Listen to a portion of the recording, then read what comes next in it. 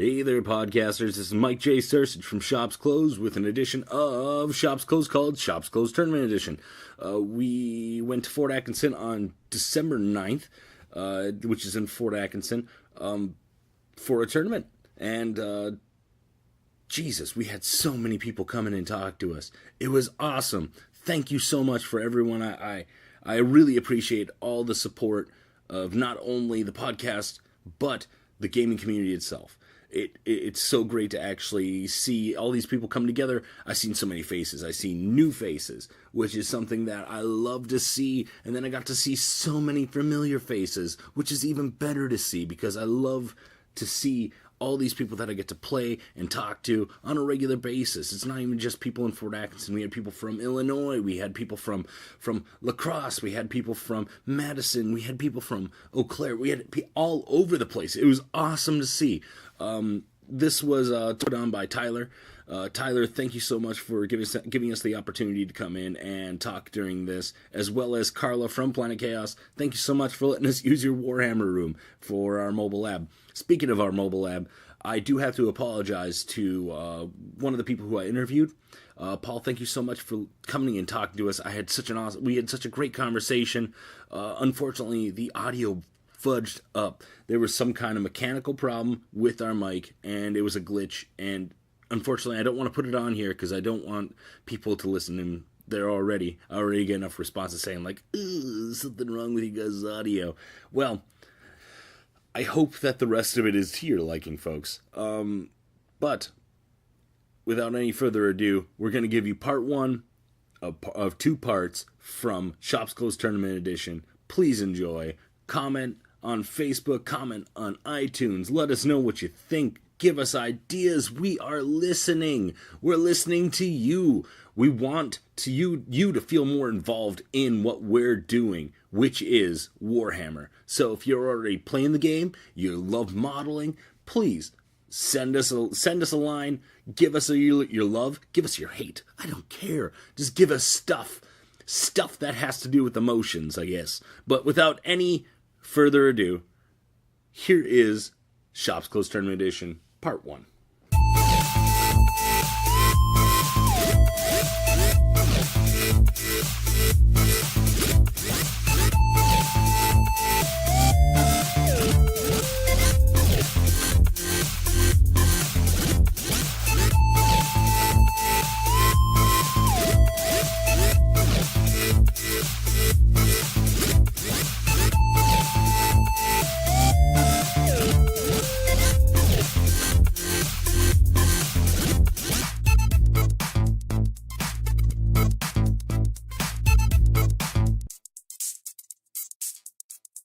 Okay, this is Shops Closed Tournament Edition. We are here with Tyler and Dylan. Tyler actually is the tournament operator. Is that the organizer? Organizer. TO. TO. He's the man with the plan here. So, what are you thinking of your tournament? I showed up a little bit late, and but we're in the middle of turn one. How do you think it's turning out so far, Tyler? Like, how do you feel your tournament's kicking off? Well, first of all, Mike, I gotta give a big shout out to Carla, owner of Planet Chaos, because things would not run as smoothly if it weren't for Carla. Well, it's the same thing for us. We actually record here, so it's something that we use it all the time. We use their shop. They're awesome people here at Planet Chaos, Fort Atkinson. Check them out. A little plug. Yeah. And she I mean, it's just so nice to come to the store on tournament day, and the tables are already positioned in the right place, and it's great. And that's such a big thing for me, just because I can show up and I can set the tables, disperse the terrain, get everybody situated. We started right at 10 o'clock today, so that was a huge, you huge... started on time. Yes. Yeah, and you can always tell. You can Actually, always tell. I know that there's people who set up tournaments who say, hey, be here or dice down by this time, and then actually make it like an hour after that. Yep. There you- Yep. And I typically make it so I say be here at 9:30, and I'm planning on a 10 o'clock start. It was a little snowy this morning, so some folks from La Crosse and Eau Claire were a little bit late, and they called in and they said they were going to be late. We were still on time. It was Fort Atkinsons' first snow yesterday. Yes. Huh? Yes. It was Who magical. doesn't love Wisconsin in the winter? Yep. But no, all good stuff. All good stuff. We've got 18 players, a lot of diversity. I see some Marines. I see some Guard. I see some Chaos, Eldar. We got Thousand Sun, Death Guard, Orcs. We got 2 Orc players. Yeah. Horde Orcs by the looks of it too. Yeah. All good stuff. I'm really excited. But Dylan here actually finished his game pretty early, which I feel like is the Raven Guard way. Yeah. Well, they're almost like an Alpha Strike army. If you think about it. Like Yeah. you get so. that if you go first, you get that opportunity to just and you hit them hard with what do you bring this time? So- Multi-meltas. Yeah, I must make a caveat. I'm playing Raptors today with Lysosoden because, honestly, with the ability to use all of the founding chapters' abilities and stratagems and chapter trait, there's really no reason to not use Lyas. He's just a lot more flexible than Shrike and the actual Raven Guard because, Strike from the Shadows is an extremely powerful ability. It's really awesome. Very flexible, but you are kind of locked into having those key units on the board right away. Yeah. And Lyas gives you the ability today that I'm taking advantage of to bring those extra units in from Deep Strike. Kind of like free drop and pods. that's oh my god, that's better than drop pods. Drop pods finally went down in price in the chapter approved, which we're going to be talking about in our next episode. But they finally came down. I used one this last week. It was actually kind of refreshing because I have I don't know about. Actually, I know you have like 9. Yeah, right? I have very many drop pods. I have like 6, and I'm like I can't use these. Yeah. I used to use them for like Centurions. Can't do it anymore. It's Yeah, you can't even put him in there. So, Lyas, he is very restricted in what he can bring in. It's only like your basic Marine infantry. So, you're looking at no Centurions or Terminators or Primaris, anything like that. But, I like him because I've been running him with, like you mentioned, those 2 big multi-melted Devastator units. And they're really like... And that's what they are, is devastating. With most deployment styles, it can be really tough for your opponent to screen whatever big target you want to go after because of their 24-inch range. Yeah. It can be tough. Like, your opponent's going to have to make a mistake if you're going to get within that sweet 12-inch range, but you really don't need it. With Lyas, he's a chapter master, so you get to reroll your hits, pair him with a lieutenant to get your other good rerolls, and it just kind of runs itself from there. And that is something that you actually have to be aware of. Is like what the Space Marines have the within 12. It's really turning into like, hey, are all of my units like 5 inches away so they can't follow up, stuff like that. Yeah. You guys are pros. Actually, these 2 are the first place from the last tournament that Chops Close came into. Yep, And, that was the team tournament in Cambridge. And like they came, they saw, they conquered. One and of we the rare actually talked about opportunities it in Tyler previous actually gets to episodes. play. What Yeah. was that? One of the rare opportunities Tyler actually gets to play at one of these tournaments. Yeah. He's Yep. usually hosting them. Yep. Well, that was you and Josh both helped put that together, collaborated. Yep. It was actually a really nice group effort all around. And that's what I told Josh afterwards. I said, "Man, we got to run things together. We got to do this as a class action again." Because, You got the trophies made, and That was it a was great event. yeah, and it was great You guys because been drinking out of those, by the way? What's or you that? just have them on a shelf? I left mine at Tyler's house, and he's claimed it as his own now. well, So you have 2? you can grab yours Yeah, when I'll you. definitely be taking that back. So yeah, like I was saying, the Raven Guard are really powerful this edition because if your opponent makes some mistakes in deployment, you can really capitalize on it. And like I did in my first round, I was able to bring in all the right tools and wipe them out in 3 battle rounds, which doesn't happen often. But to your point, Raven Guard, they are an extremely powerful Alpha Strike army, but you don't have to go for that turn 1 Alpha Strike. You really can. Well, because with having stuff in Deep Strike, it makes it so it's less units to actually have to worry about, like, dying. So if, like, especially if you play, and I've been making sure every game I do this, are we doing ITC? Yeah. Every time. First thing I ask, you doing ITC? You can't see through that first level, can you? Can't see through it? Well, and that's why and then just hang out behind shit? Another reason why I think Lyas is just better than Shrike and the traditional Raven Guard is because Raven Guard traditionally are just locked into only what they can do with Strike from the Shadows, and then otherwise they got to pay for drop pods and do other things like that. But Lyas, he gives you a lot more flexibility to bring in those hammer units, and you don't have to do it right away. And usually I don't. It's really it has to be a really sweet target to, go all in right away. So, I mean, we kind of realize pretty quickly in this edition that it's about can you get hit and also hit back. And so, I mean, moreover than that, I mean, I'm walking through this tournament and I'm looking at the first turn setup, and I can't tell you how many cultists and orc mobs and guardsmen that are just so required to screen because of things like Dylan's Raven Guard, Chaos Marines with Obliterators and Abaddon and that. Yeah, and so it's interesting because this is a movement and spatial game. Which is something I think Raven Guard actually plays really well because they can strike from shadows and pseudo-infiltrate things, also with scouts too. Yep. But also have Lias Odin come in pseudo-deep. So I'm able to basically have like a 2-punch alpha strike where it's, I can get some aggressors in there right away with Strike from the Shadows, and they're really good at clearing out hordes, and they're so cheap now at 111 points for 3 of them. I'm running 2 units today, and there's not much like screening units that can stand up to that for very long. So, I can easily clear out the screens, but I'm not locked into bringing in those heavy hitters with the multi-meltists that are going for only high-value targets. They're not going to be good at clearing screens, but they can kill, like, I killed a Typhon this game in 1 round.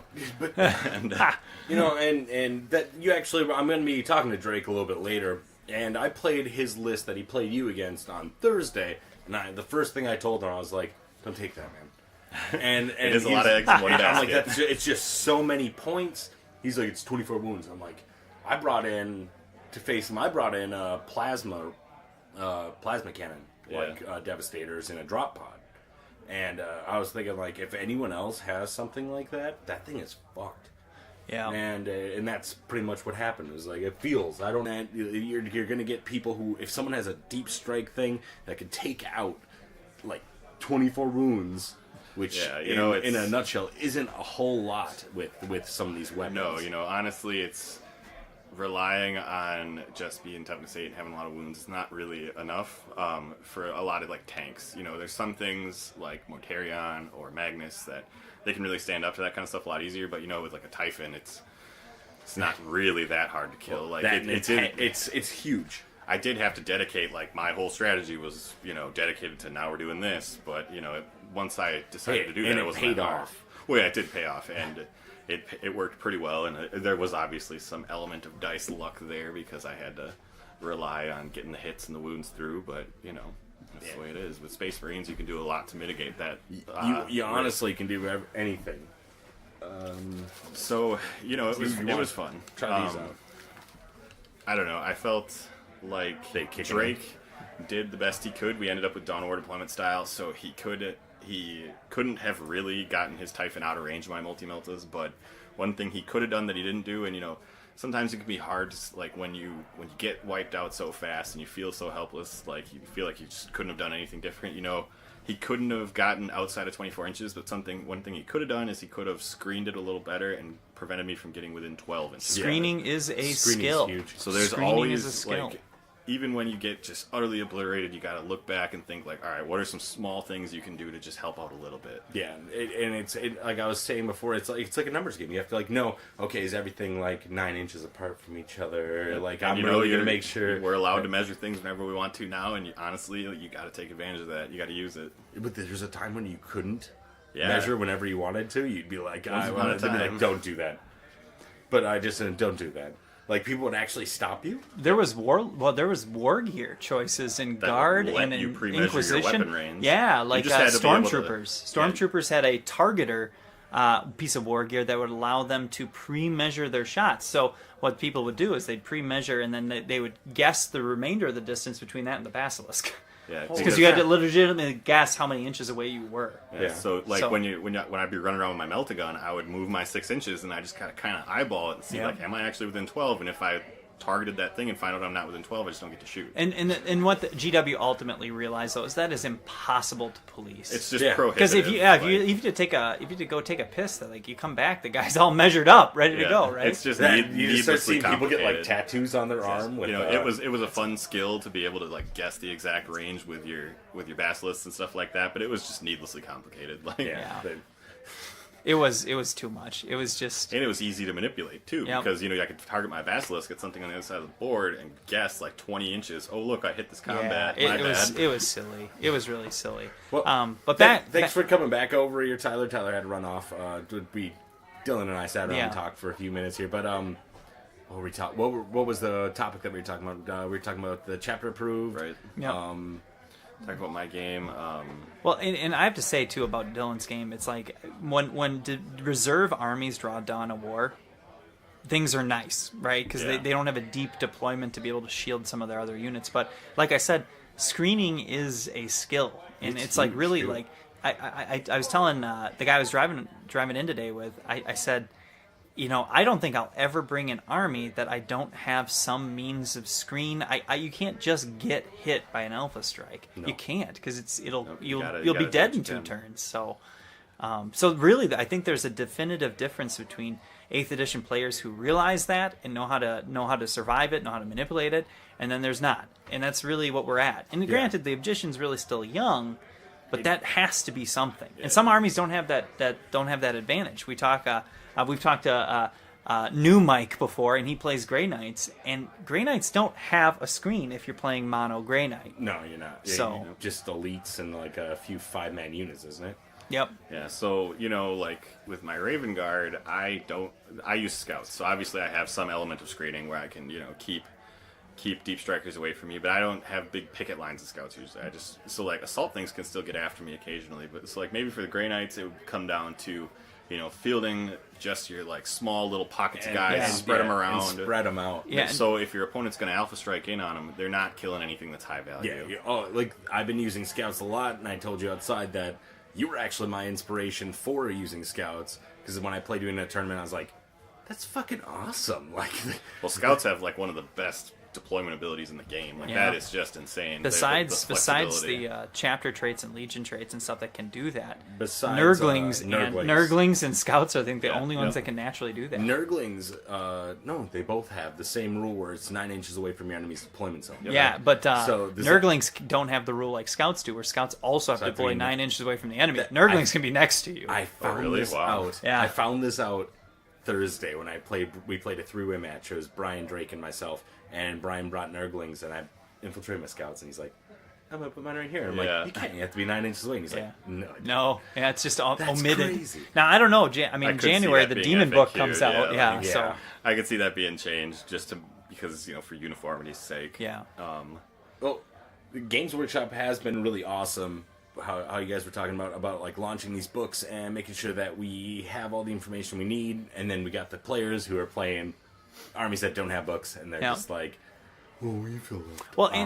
And for years and years, I remember I used to make the argument that literally GW would release codexes where something didn't legitimately did not work in the rules, and I used to complain, and I used to say that this is a customer service issue. Yeah, you've bought a product where it doesn't function as it's supposed to. So, maybe they just got better HR, better customer service. Company, they're it's like a night and day difference. Once they got that new CEO, and it's just now they got a Facebook page and the community site, and they're updating. I didn't even know they got a new CEO. When did they get that? When did that happen? Right before the community team was formed. Yep. And he was a former gamer. He's been kind of shadowing, I think, the other CEOs for a long time, and so he's been in the company for a long time. And I think he realized that was our primary argument is that GW just doesn't. They never talk to their customers. Yeah, they never gave a shit. Well, because they were just when they first started, buy this pewter. I got pewter for sale. Well, they realized that they were the only act in town, really. Yeah. Now they got to kind of clean up their act because they got Privateer and X-Wing and all this other stuff. There's a ton of other games that are similar to this. With awesome models, too. And, GW can't rest on it. Arguably, GW still has some of the best-looking models around. And that they release monthly. Yep, and they're coming out all the time. But the other game systems, they're getting better, and GW can't just rest on the modeling laurels anymore. Awesome models, but they're so fucking expensive. Yep. Yeah. Sometimes you're like, is it really worth it to go and buy a Forge World model? Well, then you need it. But meanwhile, they're smart. They want us to drop $90 on a getting started kit, that's an awesome deal. Yep. Yeah. They really, I mean, can you imagine that they would never do that 6 years ago? No. That would never have happened. No. But on the flip side, though, we look at these character models. The character models are the ones that really bother me. Yeah, it's They're like so $30 expensive. or some. I'm looking at a Blood Angel Sanguinary Priest for $30 Didn't they right used now. to have Yeah. like $10 like They you were a used to lot be able to cheaper, get, like yeah. captains for like $10. Or Yeah. people Oh, yeah. complain people complain about, tactical squads for 10 guys used to be like $20 and now it's like 35 or 40 or some shit Yeah, like that. 40, but 41. like just for that example, your old tactical squad came with a rocket launcher and a flamer. Now you got one of every special weapon, one of Yeah. every heavy weapon, or And not all heavy yeah, weapons, they, but you they got all come kinds with of options in a there. lot of bits. It's just those character things. That's what kills me. Like, they're beautiful looking models, but they don't come with all this extra cool stuff. But I Like, think GW, and honestly, their sales reports have proven this. I don't know if you guys saw the article where it said that GW is the fastest or strongest growing UK-based company in this they last had, cycle. like the best Which is- stock market Yeah. performance. Which is Yeah. awesome for me because I'm covering Games Workshop. Yeah, and stuff. But right. Also awesome for them because like the Yeah. game is so fucking awesome. Yep, and there's a lot of variety. And honestly, I think one thing, and I think for sales, this had to have helped them where they've rebalanced things out where I don't need to go and buy 6 of one box set. Right. Things are balanced enough where like, yeah, I'll need a crap load of guardsmen or cultists or something like that. What else has changed? But there's more units out there that are more intriguing to buy. So I'll go out there and I'll buy a stack of boxes that are like all different and they're all legitimately good. Yeah. Yep. And that's got to help their sales. I can't It imagine has they to. just want to sell drop pods the rest of forever. I'm know? guessing that they have like they actually had a surplus of them, and then what was the name of the Gladius. The Gladius, Gladius came out, yeah. and people were like, "I'm gonna buy 30," and then they're like, "We only Yeah. got like 1,000 left in stock, and See, we're not gonna make any more." And that's my argument too. It's Raise like the maybe price. I just don't believe that conspiracy theory because, like I always cite the Pyrovore.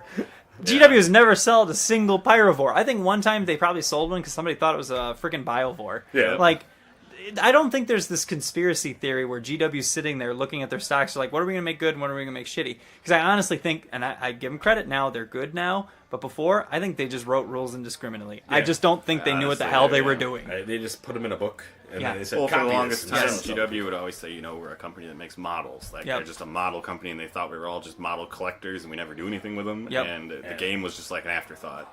Yeah, Really? what would they look at their That's sales report and crazy. say like, wow, some store just sold 58 drop pods in the last cycle. Do you think we're just collecting drop pods to look at them on a shelf? Like, Yeah, I don't. they look really nice. So, I think they love finally having realized. Yeah, I that's- got one of every color. It's Roy Yeah. G. Biv over here. Like, it's just ridiculous. Rainbow Marines for reals. There it is. Rainbow Warriors. Rainbow Warriors.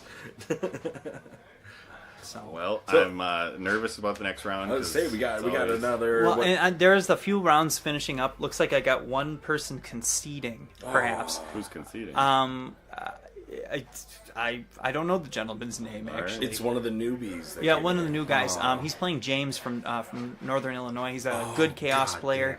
He's got a bunch of cultists. He's got infiltrating world eaters. He's got all sorts of crazy stuff. Or Alpha Legion, I'm sorry. He's a really good player. He's a really, really good and player. actually, he's one of the site that we promote on our podcast called Warp Charge Gaming. He's actually like one of the direct members of the site, and it's kind of just like they give like battle reports and stuff like that. cool. I But they didn't also know that. have Wow. army critiques and stuff like Sure. that. Sure. And some of their army critiques, you're just like, damn, that is just meta playing. Yeah. It's meta playing. But Yes. at the same time, like that's what a lot of people want to know about. Tyler's taking another leave of Getting called absence. away. How much more time do we even have left here? Oh, I can take a look. What time is it supposed to end? I believe it ends at like 12:40. 12:40. Oh, we got another like 20 minutes 15 till the minutes, next round. Are you pumped about your next match? It's going to be interesting to see who I play against. I ended up with 41 out of 42 in the first round. So I heard my buddy Oliver, he's an excellent Chaos player. He's the one I'm the most concerned about facing off against. He also scored 41. So we'll see if I. Oh, that's probably gonna be. Well, yeah, round 2 might be tough. Who's he? He's doing Nurgle, isn't he? Oliver? No, Yeah. Oliver plays Black Legion. So, he's got Black Legion. That's he's what it got Abaddon and 3 Obliterator units. yeah. A whole He- bunch of cultists. Oliver actually used his Abaddon as his HQ for our thing called Boyo, which is bring your own HQ. We faced 2 HQs against each other. It was Abaddon's a good choice. Abaddon versus Karn. And Abaddon's definitely going to win that fight. Yeah, I just took him down. Yeah. Probably. Actually, go listen to it. No. He might have lost. Suspense. No, Abaddon definitely stomped him. Yeah. But even if you face him, you have the firepower. Well, yeah. So I've been talking with Tyler about this all week. If I have to fight Oliver, what am I going to do? And Oliver, he's got a lot of cultists that he puts on the board. He's got like a 40-man unit and 4 or 5 10-man units that he puts on the board. And he's got 3 spawn that he starts on the board. And then in reserve, he's got 2 Mutilator units, a unit of Chaos Terminators, 3 Obliterator units, Abaddon, and 2 Sorcerers. One of the Sorcerers might start on the board. So really what I'm looking to be doing against Oliver, if I go first, even if I go second, this is what I'll be doing, is looking to play basically a game of chicken with Oliver. Yeah. Because I have a lot of firepower that's good at killing cultists and has to start on the board, so that's what's going to be doing. And between the aggressors and the Storm Talons. So basically I'll just be like trying to make him sweat and get him to start dropping in some of his units. Unfortunately, with Lias, he's really awesome, but all of the things that are coming with him have to show up at the same time. Yeah. So my big counterpunch has to come in all together, whereas he can kind of trickle it in. Yeah. So that'll be an interesting dynamic. Basically, I'm going to be looking to just wipe out as much of the stuff he has on the board quickly to make him feel the pressure to start bringing some of his other stuff in. Possibly making mistakes and being like, put this guy over here to try to take care of this, and you're like, sucker, it's not even close to an objective. Exactly. So, we'll see. I don't anticipate Oliver making any mistakes because he's an excellent player. It's just going to come down to... He's an awesome player. We're just going to have to see how things shake out. I think, me being Raven Guard will probably help against the Obliterators. No, definitely. He might not drop within 12 of me.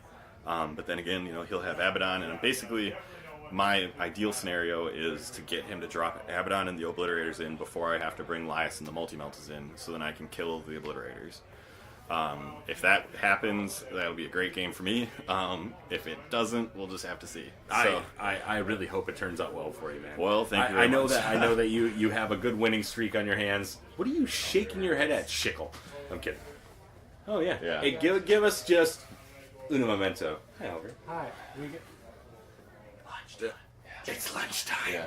Time for lunch and drinks. Yeah. So thanks for joining us for a little bit, Dylan. Thanks for having me. I hope that we get another chance to talk to you before the end of the tournament, and I hope that you're the fucking winner, dude. Well, thank you very much. I appreciate it. Because I know how well you bring up your lists. I've played you in the past. I think that you're an awesome player, and you have a lot of really good information. And thanks again for joining us on Shop. Yeah, thank you very much. Hey, man. Appreciate it, Mike. Enjoy your lunch. All right.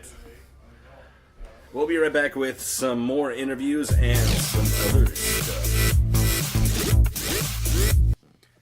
For this little break, I'd like to mention Planet Chaos in Fort Atkinson, the very place where we recorded this event.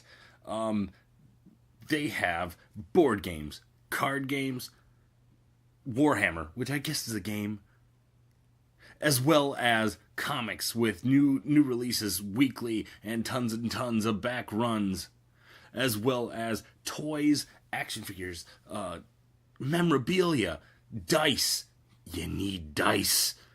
Everyone needs dice. It's how it goes, man. But Planet Chaos, you should try to find them on Facebook. If for some reason, and I don't know why, you can't find them, be friends with us if you're not already, and follow them, like them, just like I do.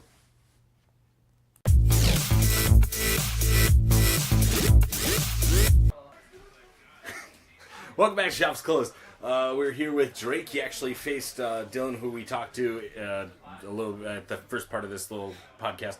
But Drake, what did you bring today? I brought Blood Angels. Yeah? Yeah. What do you think of the tournament? Maybe that's how I should start. What do you think of the tournament? How do you feel it? I think it's well organized. Well organized, as normal. So it's well organized. How was the mission? The first mission. Did you enjoy the first mission? What was the first mission? Do you remember? It's really 4 objectives. Really had to hold them. That was about it. Just holding objectives. Good. So you brought Blood Angels, and you brought, what was it, Typhoon? Is that what it's called? Yeah, Typhoon Siege Tank. Typhoon Siege Tank. Forge World model, weighs more than your head. Yeah. But, do you feel like it was, in this particular case, it probably didn't work out just because of the deep striking. But do you feel like it's going to have a little bit more impact in the next few games? Yeah. Yeah? Like, you sound really confident about that. Yeah, it's the Typhoon tank. What else? Get closer in here. Get a little bit closer. You can get closer. Can you hear yourself? Yeah. How about now? Yeah. Yeah? Yeah. Drake's actually he's one of our consultants for the shop, even if he doesn't realize it or agree to it. Did it cut out? No, it's all fuzzy. That's it. Can you turn that a little bit just so you can? Yeah. A little better. Yep. There we go. Yeah, I've got these new headphones. They run on like FM transmitters, so it kind of like kicks in and out sometimes. I'm just trying to find a sweet spot for it. So you brought the Typhoon. What else did you bring, man? Because I know you brought more. Oh, the Leviathan Siege Dreadnought. Leviathan Siege Dreadnought. Melt the Land Siege Claw. That was the thing that kept me in the game. Yeah, that kept you alive the longest, you feel? Oh, yeah. I mean, it was cutting through his squishy units. Yeah, and, well, he doesn't have a lot of squishy units, but he does All have... those... You think they're all squishy? They're all power armor, man. That's not too squishy. If it was squishy, it'd be like a... Siege Rio. Claw. It makes everything squishy. It makes everything squishy. And bloody. Bloody and squishy. Yeah. Alright, so... What made you choose Blood Angels for this one? Did you just want to try out the new stuff, or did that came out today, didn't it? Yeah, but you didn't use any of it yet. Couldn't. Tyler just cut that out, Oh, so you said you couldn't use Blood Angels? or the new codex. Yeah, that's what I meant. Like the new Blood Angels Codex. Yep. Well, you still got chapter approved, so that kind of helped you. I didn't see you have a Storm talent. Actually, it kind of hurt you with that Typhoon tank. Was originally 400, now it's 700. Yeah, 720 points. Jeez, oh, Pete, that's so many points. But you also have a lot of like the cool new Space Marine models, like the Interceptors. That's what they're called, right? Intercessors. Yeah. Intercessors. I always get that fucking wrong. So Intercessors, and you had The aggressors, and the aggressors. Hellblasters with heavy incinerators. See, I as a Space Marine player myself, I want to try these units. I just haven't had the chance to go by and try. Do you feel it's like? What are your takes on them? Like, what do you think is worth buying? Oh, the units, my army. The entire army. So you think all like the aggressors are worth taking? You think the ancestors? They really like each other a lot, even if they're family. The intercessors is what I meant to say. And what was the other one again? Hellblasters. Hellblasters. I really want to try Hellblasters because they have like they're the ones with the heavy weapons, right?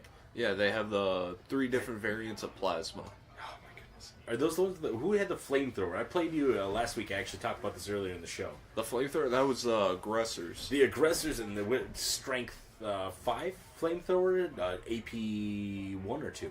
I think it's 1 or 0. I'm not too sure. If it's strength 5 like a heavy flamer, it'd be AP 1. I think so. But that, oh my god, even if it's not AP 1, like it's 36-inch range. So like compared to, wasn't it 36? No, that was the Hellblasters. I'm thinking of something completely different. Oh my goodness. A flamer that had 36 That's why I inches. was so blown away at first. I was like, wow, the hell are they doing that? But now I realize I was thinking of the completely wrong unit. Instead it was the aggressors, who I think that have the best stay. I guess that just makes my previous point about the aggressors even more like prudent to the conversation. So Oh, yeah. I mean, aggressors are all around. They could be anti-horde, or they could be anti... not like elite, horde. Yeah. like elite or yeah. I think that the aggressors, see, all the new units seem really cool. The only ones that you didn't use were the Interceptors. yeah, which are the like the scout. Intercessors. No, he used the intercessors. Yeah, interceptors are Grey Knights.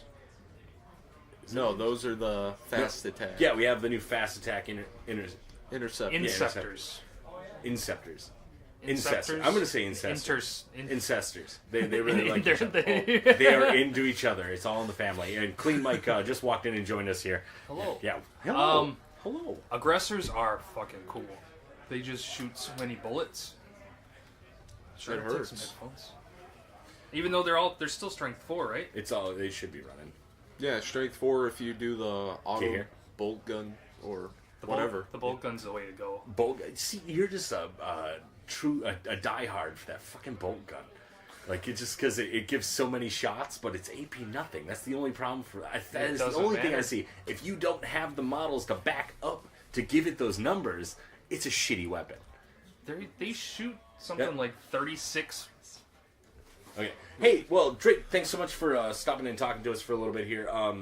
He has to get back over to the tournament. Sorry we didn't get too in depth. If we have some time afterwards, after the tournament's done, I would like to sit down with you again. You can talk about how your list played out throughout the rest of the tournament. Oh, that's You're going against Orcs Awesome. in round 2. sweet. Oh my goodness. Sweet. Oh, thanks, Drake. No Good problem. luck, bud. Oh, thank you. Hi, Mike. Hey, how's it going? Not bad. I actually just had a very long talk about Grey Knights with Paul. Yeah. And I thought it turned out. I use you as a reference for everything I talk about Grey Knights. Just so Oh, you know. just because I'm the only one that plays them.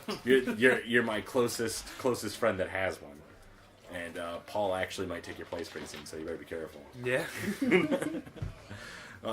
But he actually I gave him a lot of the strategies that I seen you play. I'm giving out your shit. I'm Yeah. giving out all your fucking shit. Like, you gave a bunch of strategy ideas and stuff like that. I mean, as far as like a tournament list for Grey Knights, you don't have many options. Well, without like spreading the love to the other Imperium, like the assassins and stuff like that. Yeah. Because if you bring If assassins, you want to go pure Grey Knights, you're very limited on what your tournament list is going to be. yeah, but it also shows that Grey Knights do still have a lot of versatility in everything they do with the numbers. You have to have the amount. So if you go Grey Knights, go full bore, give it like just as much troops as you can for each unit. Is how I would see it. Yeah. As many Stormbolters on the table as you can get, man. More stone bolters, less problems. That's what I always say. Much the aggressors, they're like 36 rounds per shooting phase, Yeah. plus a 1d6 for each model for a That's- grenade launcher. that's what he was saying, and I was they like, holy they pump out ridiculous numbers, and then if they don't move, they get to do it all over again. Would they get to shoot twice as they do? Aggressors, if you don't move, you get to shoot twice. So like when you Overwatch and you haven't moved, you get 2 shootings. You get in 2 Overwatch. Overwatches? 2 Overwatches. How come more people aren't you? Why don't I don't remember seeing you? Did you just learn this or something? No. We played against a guy in Oshkosh who brought some in it. Hurt. Yeah, that is crazy. And then like the Salamanders, if they bring flamers, they get to reroll their Their- I don't know what the hell they I do. think Their they reroll well, wound for- or something. I think they actually get a higher level flamethrower, or I think it actually. But is the like higher aggressors, you strength. can bring them with the like Flamestorm gauntlets. It's a 1d6 per model, so it's 66 flamethrower shots, and if they don't move, they get to do it twice. That's what I was talking. We were talking to Drake about that actually, because he brought some of the new Space Marine models in, and I haven't had much experience because other than you and me here at the shop, like no one plays Space Marine. So I know you're playing Grey Knights, Yeah. but it's still technically a Space Marine. Same weapons. Yeah, but I don't get to play Space Marines that often. Most of the time, it's Demon and Guard. Chaos Space Marines, Demons, and Guard. I consider And Dark Eldar. I know this is against popular belief, but I believe Chaos is pretty much demons. They're pretty much demons. Like I know, like they're their own faction. They have their own blah blah blah blah blah. But they integrate with demons so much and so well that I in my head every time someone says demons, I think Chaos. I agree. They're filthy demon lovers, and they should be wiped Demon out. lovers. Kill them all. That's coming from a Grey Knight player. I think they should all die. If it's red, it's dead. If it's red, better red than better dead. I think than I'm red. gonna have to freehand that on the side of my Freehand Razorback or my Land Raider or something. Have Brian do it. If it's He has red, a- it's dead. If it's red, it's dead. Well, I know that you're not playing the tournament, but I'm glad that you actually showed up and Yeah, talking. just come on. we, hang out. we missed you on the Hang out, podcast last see few who's times. playing what, see what people are bringing for the different factions. Plus, a lot of people are starting their Adepticon lists. Yeah. Which, that's what Paul was saying. He's starting his Adepticon list. I'm like, man, that is early. But then I think about, like, Dylan and Tyler. They've been They're- doing it for a month or two Yeah, already. well, the Cambridge one was actually their Team Adepticon list. Well, part of it. And they're all bringing something very similar. So, A lot of chaos soup. a lot of chaos soup. Chaos soup for days. Yeah. What's in that kind of soup? That'd be an awful soup. A if lot you of think people are about bringing it. obliterators, I believe. Oh my Because God. they're 3 wounds apiece, 2 up armor, and they just annihilate everything. And I can't remember what unit makes it so they can drop in 2 other units. Or 3 other units. like Deep Strike. Okay. And they use that with Obliterators. I think the Obliterators can Deep Strike by default. Though. Can they? I think so. I think they have Teleporting Strike or whatever. I thought they were very similar to Centurions in the fact that they couldn't do that. I don't know. But I know Every time I've played against them, they've always Deep Struck in. it might be. I think that they have to be then. That would be the only sensible answer. But The only thing I ever hear anyone complain about is their random damage and AP and everything. Oh, all the random strength.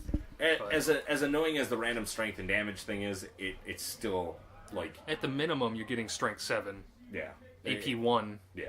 It's not, So at the minimum, you get my best heavy weapon for Grey Knight. it really isn't like I don't know. I think the rolling for like the actual strength and stuff like that is neat, but it sounds like it should be something that an orc player does. Like it sounds very orky. to Yeah. me. Like Well, why should orcs get all the fun? well, because I think orcs actually do have a model that does that, where they're like, I roll for the strength of this. Well, that sucks. You rolled a 1. Like, at least chaos they get the 5+, don't they? Or is it 6+? For what? For their Against Imperium units? They get the extra attack? no. I'm talking about like for like the obliterators when they roll for their strength. I think it starts at Strength 6, so Yeah. even if you roll 1, it's going to be Strength 7. That's what I was like, I don't know if it's strength 6 or strength 5, but like either way you look at it, like that's still pretty awesome. Yeah. Like It's not terrible. There's worse heavy weapons in the game, for sure. yeah, or you could just use bolters, right? Or bolters. And I mean, you spray enough bolters at something, it's gonna fail armor saves and die eventually. It's a numbers game. That's what they always say. Ooh, it's busy at the shop. I don't know if you guys can hear that phone. But It's like with my silencers. They're Yeah. only strength 4 AP 0, but I have a stratagem that'll make them AP 1. Which, even just the AP 1 helped a lot That against helps. your Storm Raven in that That's one so game. much. Because you just fail a few, Yeah. and it's D3 damage each. And so I... and the last game that we played, you really did like you took me to the hole. Like, I don't know if that sounds very sexual. But I was just messing around with purifiers and and that's the funny. D6 mortal wound smite.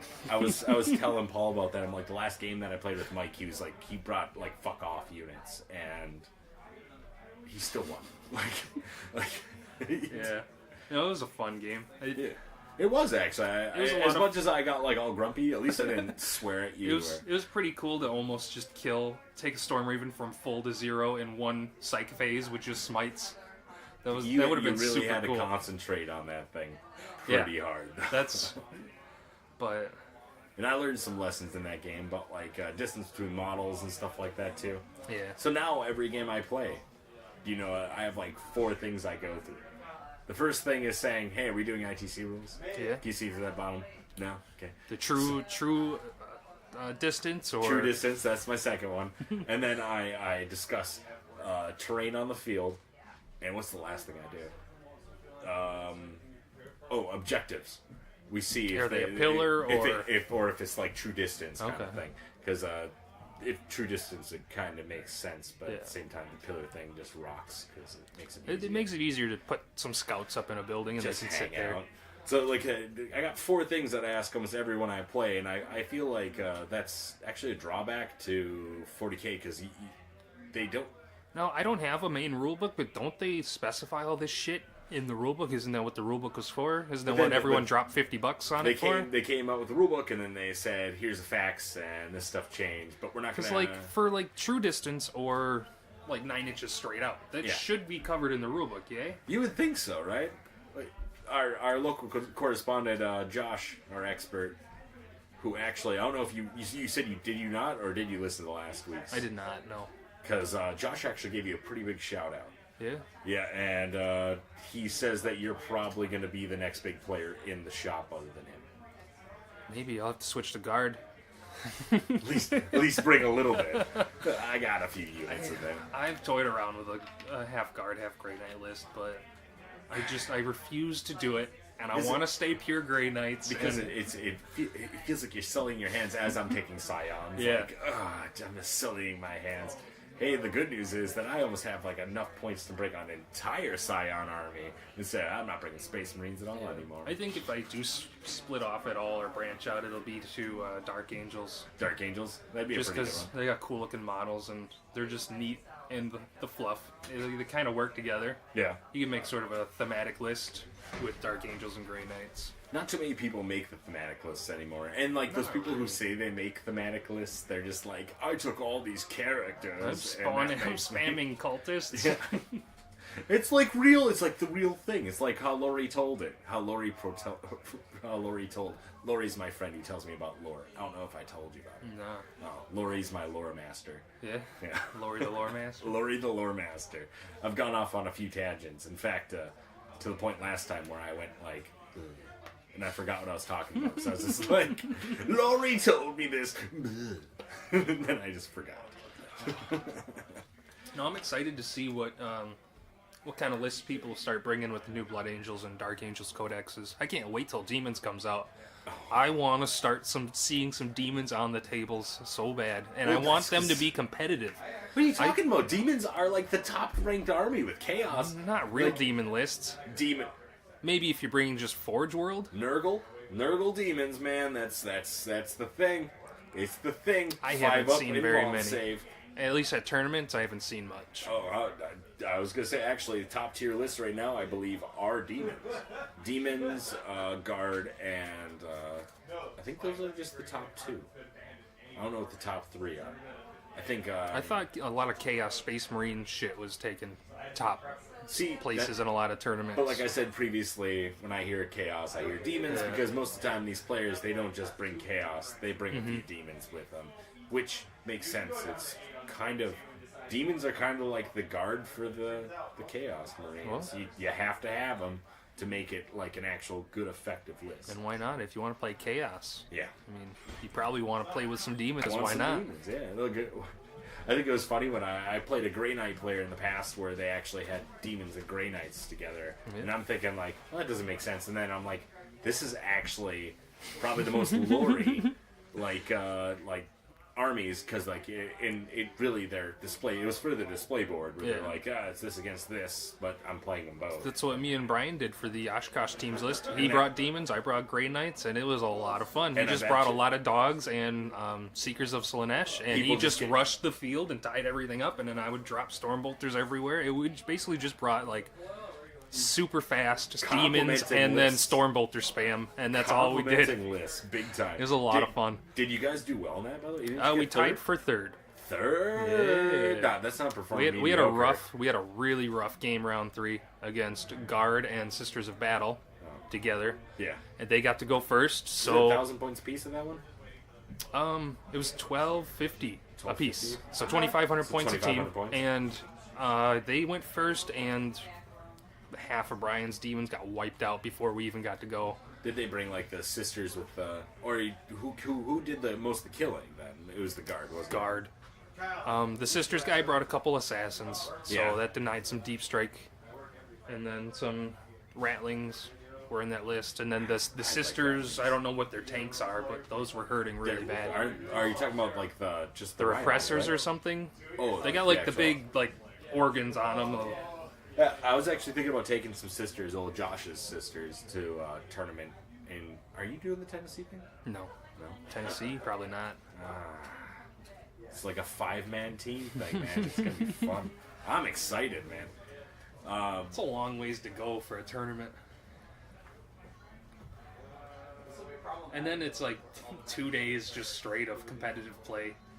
I don't have that much fun with competitive play, honestly. Like even just these one That day is all tournaments, you do. Shut your mouth. Shut your mouth. It's just You're the most competitive player I know, and I know Josh. I'm doing it to win, not because it's fun. And that's the difference. Like, if you're playing to win, it's a lot different than just playing a game. Because you're constantly thinking about, I need to position these guys here so that at the next turn I can get them here to shoot at that. Or But you only play for fun. But you only play for fun. No. You play for fun to win. I'm just saying, lately there's been a lot of tournaments. It's been non-stop tournaments, and it's a lot of competitiveness all in just in one go. A lot of these people go just to get first place or to fucking tear down the place. It wears on you doing nothing but tourneys. Are you trying to say that you're getting a little weak? Nah, I'm getting strong. I'm definitely getting better. I'm getting a little weak from all my the more tournament competitive plays. games I play, the better I'm getting. Mike, you're one of the best players in the shop, and when I say that, you're right behind Josh. Like, you actually, I wasn't joking about your winning streak. You got a really killer winning streak. Now, granted, 6 or 7 of those wins are against demons and your Grey Knights. Yeah. But at the same time, like, that doesn't mean that your wins mean less. Yeah, Because, the Nurgle demons are actually the toughest they're ones for hard. me. They just will not die. That 5-up invuln thing. Like, even with my bonuses against demons, they just will not fuck off. Don't they get a 5-up feel no pain too? Yeah. So it's 5-up invuln, 5-up feel no pain. Yeah, that's a hard shell to crack, man.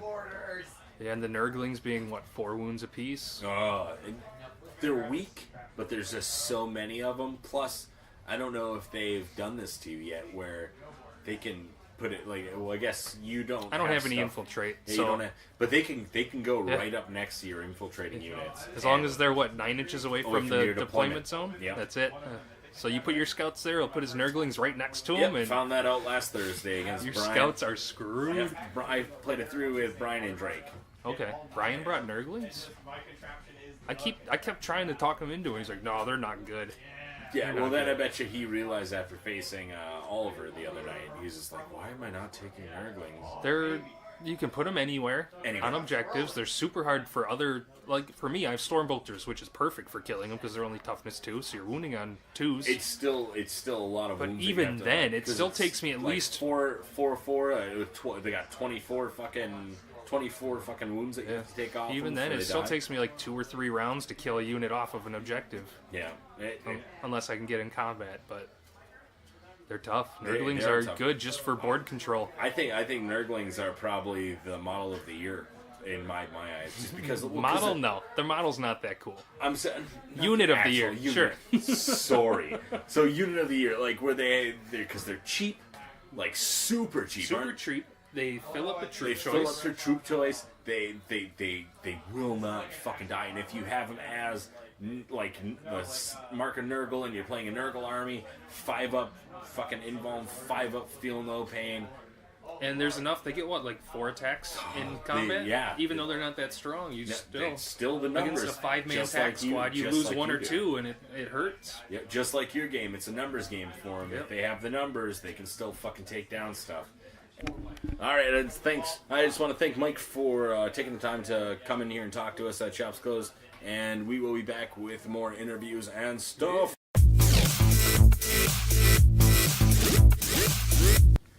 And that was part 1 of the 2-parter that's going to be Shops Closed Edition. I hope you enjoyed the interview so far. We have more coming up, including James from Warp Charge Gaming, and we got Tyler, who was the tournament operator, where he's going to be talking about the breakdown of the tournament, see how he felt it went, and we also have a few other things, a few other people, a few other surprises that could happen in here. So if you liked what you heard, share and spread the word. Shops Closed is on Facebook. We're on Twitter. Or you can go straight to the source. That's www.shopsclosed.podbean.com. And just listen to the rest of the episodes that we have. We got a lot of fun information out there. A lot of just neat stuff. Definitely neat. So thanks again for listening, and I hope that you will listen to the second part and continue to listen. You will continue to listen? You should. I would advise it. Until next time.